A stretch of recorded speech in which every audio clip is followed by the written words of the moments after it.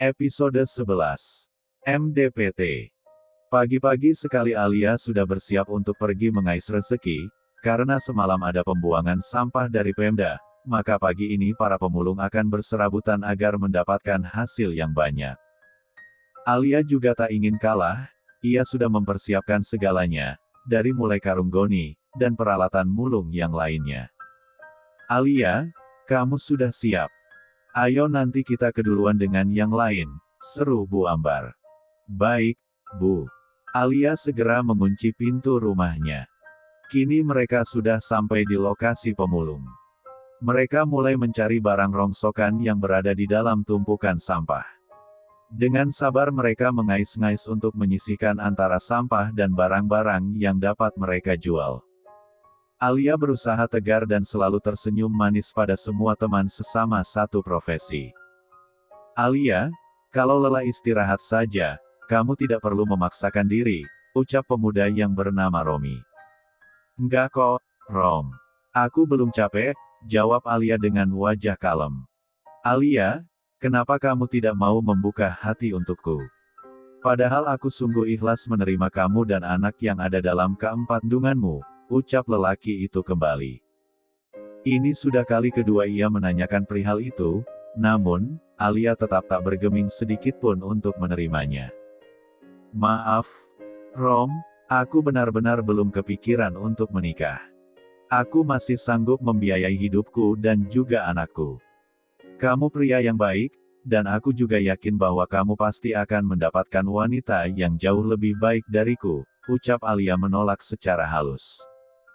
Romi menatap begitu dalam. Alia hanya menunduk. Ia tak ingin memberi harapan kepada pria baik itu.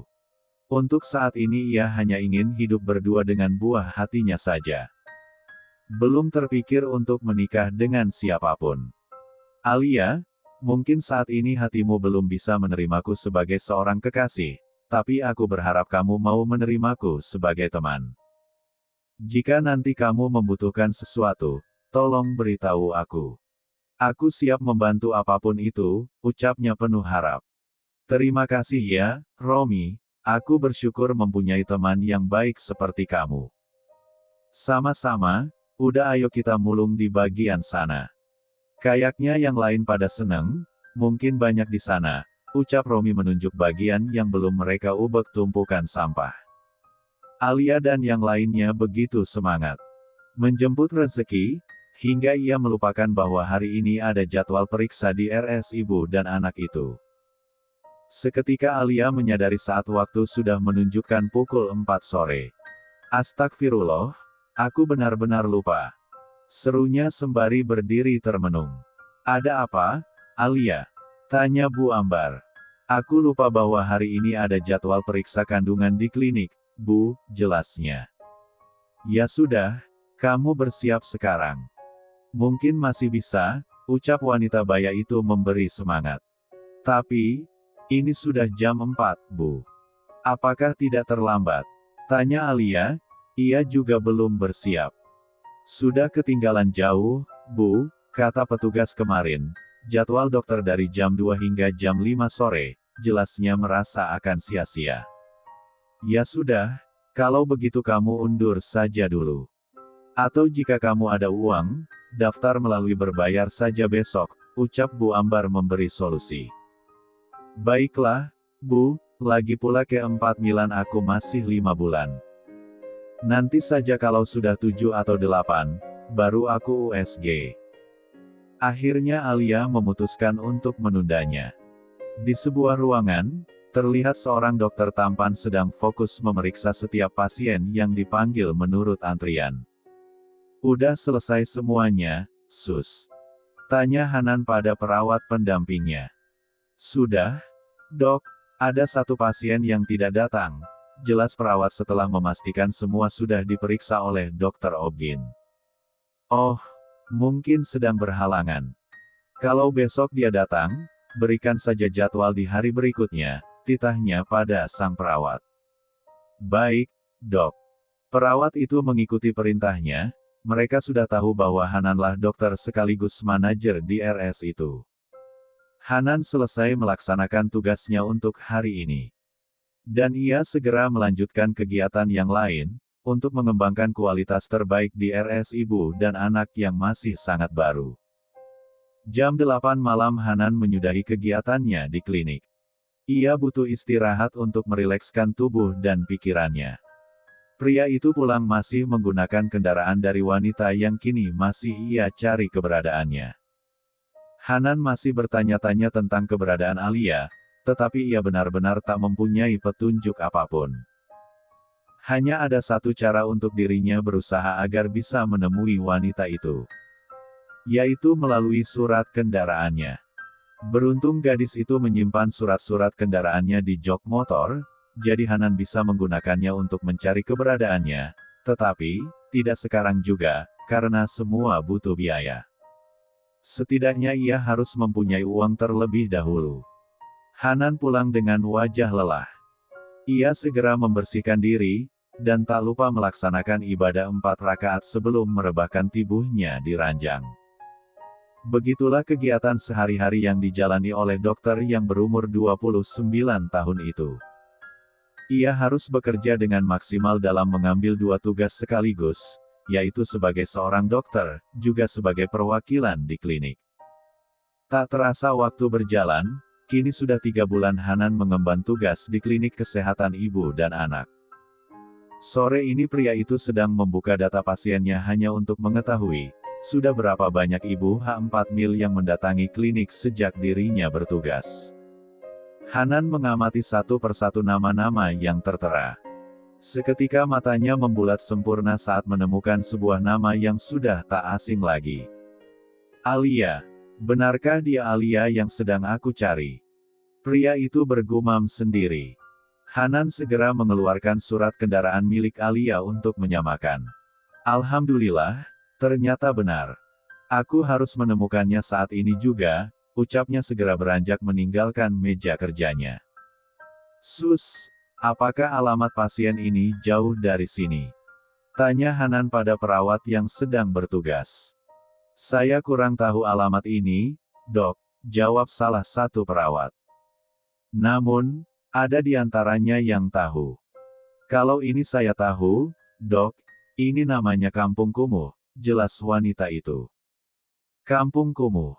Tanya Hanan sedikit mengerutkan keningnya. Iya, karena di sana adalah tempat pembuangan sampah pemerintah daerah.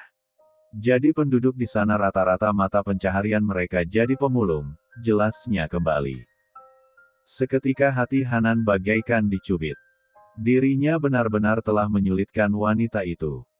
Berapa besar kesalahan yang telah ia lakukan, sehingga kesalahannya banyak yang menjadi korban. Tentunya Alia yang menjadi korban lahir dan batin.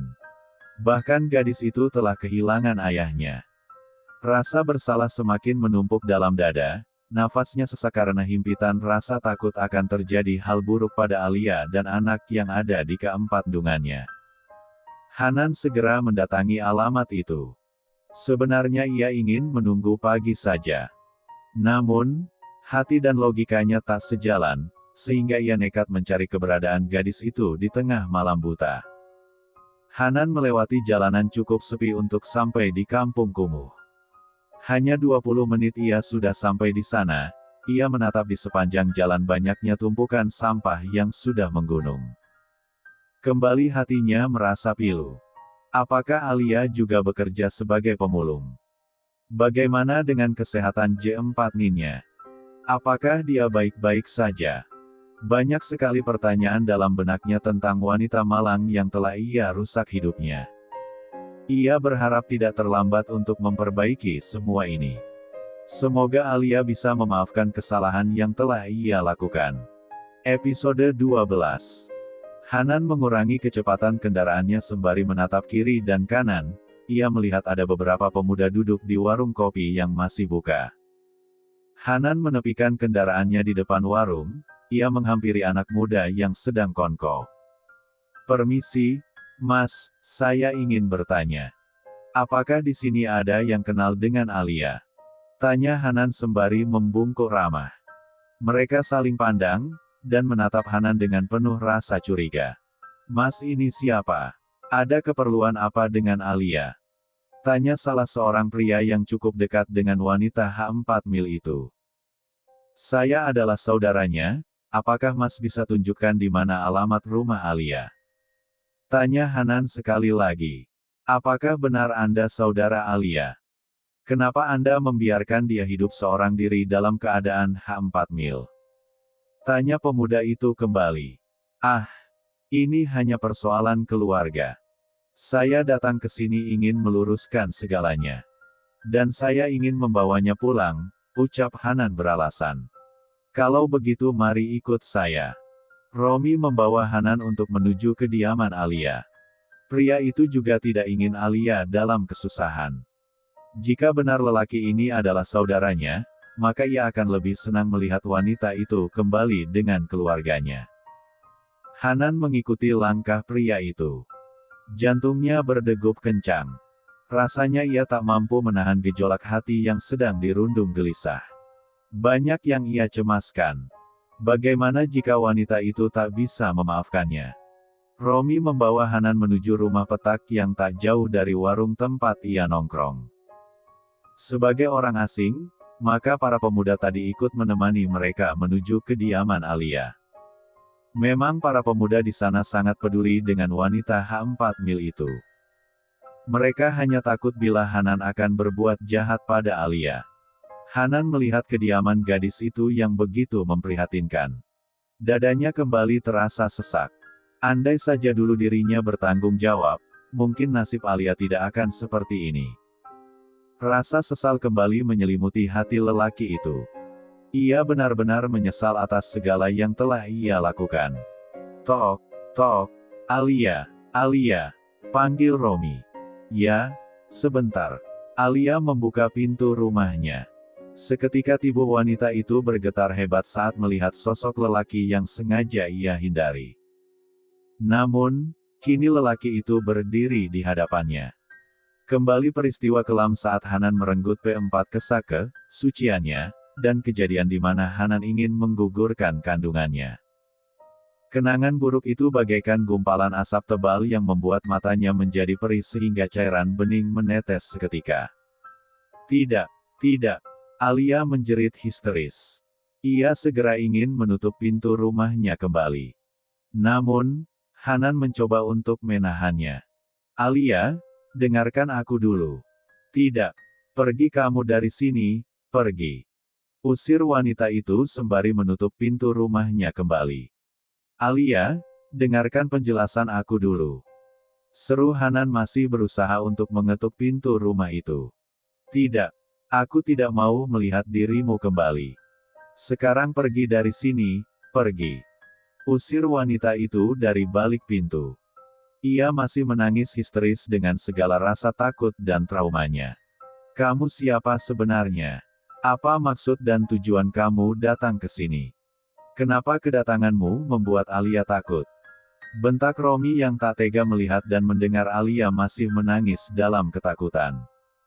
Tenang dulu Mas. Saya hanya ingin meluruskan masalah yang ada, ucap Hanan mencoba untuk menenangkan para pemuda yang telah menatapnya dengan tatapan tak bersahabat.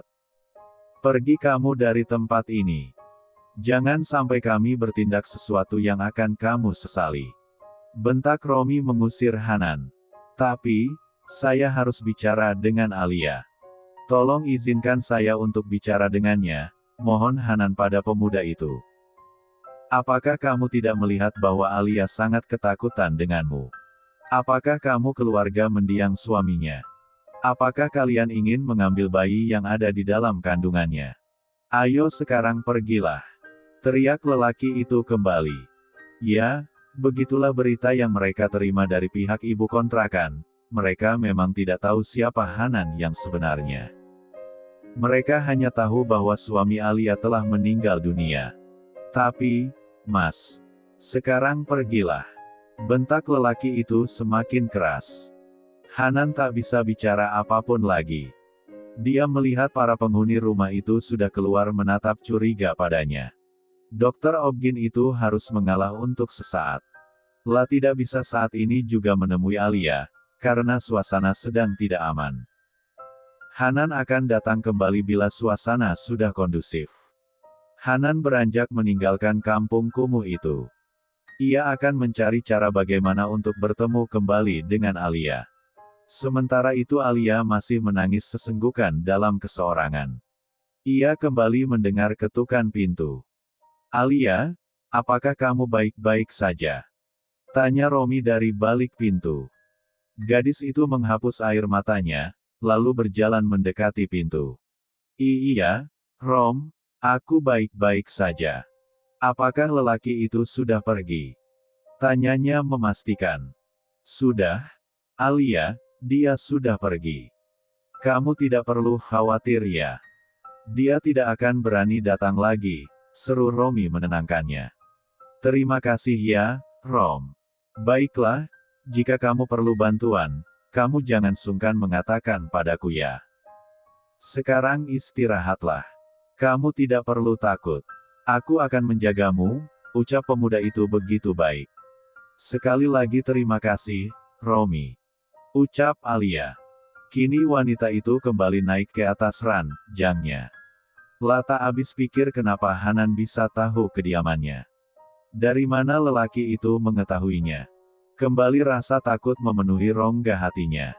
Apa yang harus aku lakukan? Bagaimana jika dia akan menyakiti bayiku? Apa yang harus aku lakukan ya Allah? Gadis itu bergumam sendiri. Alia mencoba merebahkan tubuhnya untuk menghilangkan rasa gelisah dalam jiwa.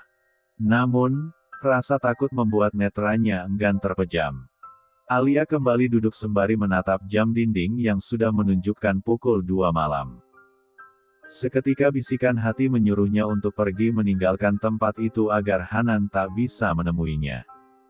Alia yang tak bisa berpikir panjang, ia segera mengemas pakaiannya beberapa helai. Ia harus meninggalkan kediamannya, karena ia merasa sudah tak aman lagi. Alia membawa uang simpanannya, dan beberapa helai pakaian. Ia segera keluar dari rumah itu dengan perlahan. Terlihat di luar begitu sepi. Namun, ia tetap waspada mengamati sekelilingnya. Takut bila dokter itu masih ada di sana. Sementara itu Hanan yang sedang duduk di sebuah pos ronda, ia sedang memikirkan bagaimana cara untuk bertemu dan bicara dengan Alia hanya empat mata. Ia ingin meyakinkan wanita itu agar dia percaya bahwa dirinya ingin bertanggung jawab. Saat Hanan sedang larut dalam lamunannya, ia merasakan ponselnya bergetar. Ternyata panggilan dari RS. Hanan segera menerima panggilan itu. "Ya, Kak. Ada apa?" tanya Hanan pada salah seorang bidan yang sedang jaga malam. "Dok, ada pasien yang baru saja melahirkan. Tapi, plasentanya lengket, Dok. Apakah dokter bisa membantu?" tanya bidan itu di ujung sambungan. "Oh, baiklah, saya akan segera ke sana." Hanan mengurungkan niatnya, karena ada nyawa yang harus ia selamatkan. Mungkin besok ia akan kembali ke tempat itu. Hanan segera menuju klinik untuk membantu pasien yang telah melahirkan. Setibanya di klinik Hanan segera memasuki ruang bersalin. "Apakah bayinya sudah lahir?" tanya Hanan pada bidan. "Sudah, Dok. Bayinya alhamdulillah lahir, tapi sempat terlilit tali pusar," jelas bidan. "Tapi sehat, kan?" tanya Hanan memastikan. "Alhamdulillah sehat, Dok." "Sudah berapa lama plasentanya di dalam?" tanya Hanan, sembari mengenakan sarung tangan medis. "Sudah hampir 1 jam, Dok." "Apakah ibu pernah kuret?" tanya Hanan pada ibu si bayi. "Pernah, Dok, saya pernah keguguran anak kedua," jelas wanita itu. "Ya, itulah penyebabnya plasenta akreta ya, Bu. Kalau begitu saya ambil secara manual saja ya. Kak, tolong dipasang tali restren dulu," pinta Hanan pada bidan dan suster.